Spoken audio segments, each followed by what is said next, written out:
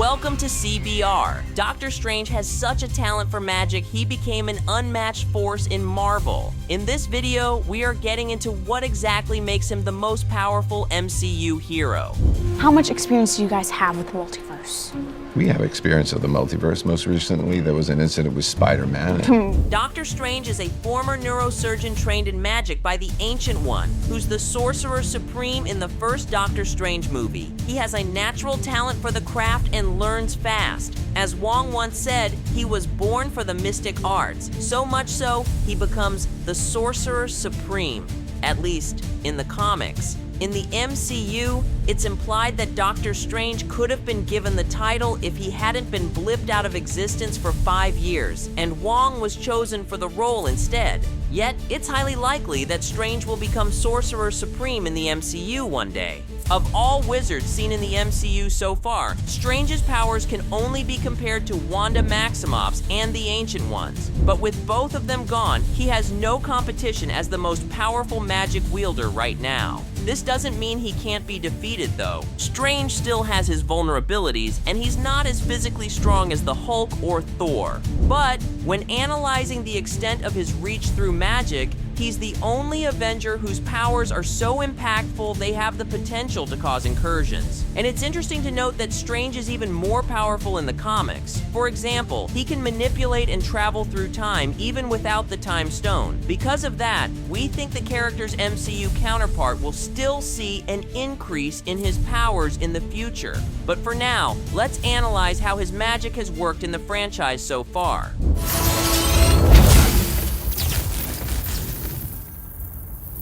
First, there's the use of magical items. Some of the most impressive moments featuring Doctor Strange are when he manipulates time with the Eye of Agamotto. After Strange finds the Eye of Agamotto in Doctor Strange, he uses the Time Stone contained in it to trap the interdimensional entity Dormammu in a time loop. In Avengers Infinity War, it allows his consciousness to travel through time in millions of different timelines and witness all the consequences the Avengers' efforts could have. Another magical item Doctor Strange utilizes in his practice is the Sling Ring, which opens interdimensional portals, allowing him to connect two places that can be in the same planet or different dimensions. There is also the Cloak of Levitation, a witty, sentient, enchanted cloth he uses frequently, which acts as a shield and a propeller for flying. But he still can fly without the cloak, with flying being just one of his many abilities through intrinsic magic, used with no binds to objects. Much of Strange's magic comes from practicing and mastering spells and invocations. In fact, the wizard can do virtually anything. Granted, he has learned or created the spell for it. The most powerful ones are the Eldritch spells. These spells usually carry the name of the entity that's its source. For example, the Shield of the Seraphim is an Eldritch spell Strange casts in Avengers Infinity War and Doctor Strange in the Multiverse of Madness. It creates a nearly impenetrable protective barrier. A powerful practice used only once by him was dreamwalking in Doctor Strange in the Multiverse of Madness. With it, Strange incarnated into a deceased variant of himself from another reality. Since Strange doesn't practice dark magic, we'll most likely never see him using something like the Darkhold again, unless absolutely necessary. But the fact that he was able to use such a dark book of spells without being corrupted by its evil energy is impressive. He can control his astral body and manipulate astral energy. After his training at Kamartaj, he not only became equipped to visit the astral plane at will, but also the mirror dimension. He can also produce and manipulate the 4 elements. His use of fire is often depicted like when he starts a fire with a quick wave of his hand in the Sanctum's fireplace. In Doctor Strange in the Multiverse of Madness, he uses the Eldritch spell Flames of the Faltine to invoke green flames in the fight against Gargantos. But what MCU fans have seen him do more often is creating and manipulating magical constructs. He uses this power to create various forms of weapons, like unbreakable swords. When Thanos threw a black hole at Doctor Strange in Avengers Infinity War, for example, he easily transformed it into butterflies and gave Thor a beer that refills itself while he drinks it in Thor Ragnarok. And last but not least, we have to mention Strange's intelligence.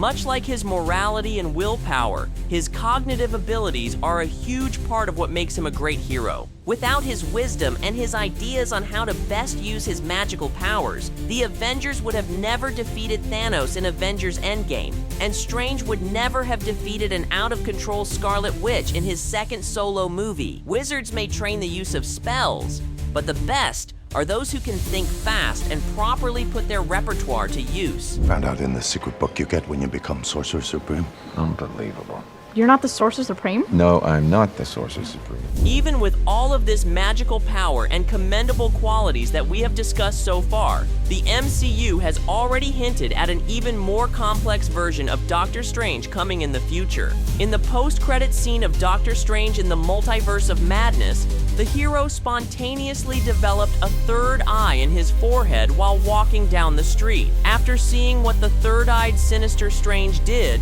corrupted by the Darkhold, some fans have interpreted this as a sign that the hero would soon turn evil like his villainous variant.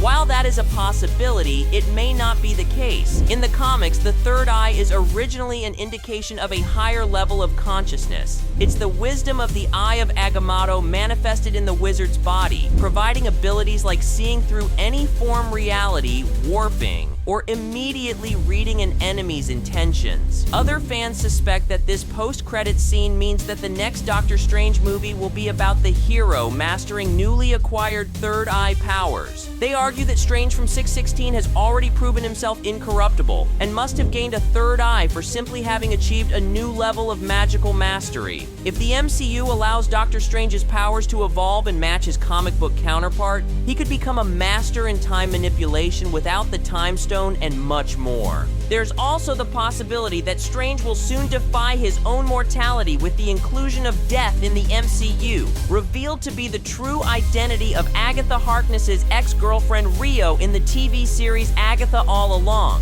The MCU could have him make a deal with death and return to life after dying, adapting some of the 2021 series The Death of Doctor Strange and the 2022 Strange comics. Inspired by comics events, he could also pass a test created by death that grants him the power to never age. That's not immortality, but it would make him even more powerful. Dormammu. The dark dimension. Eternal life. As Doctor Strange is today in the MCU, do you agree that he is the most powerful hero? Let us know in the comments below, and remember to subscribe. Until next time, thanks for watching CBR.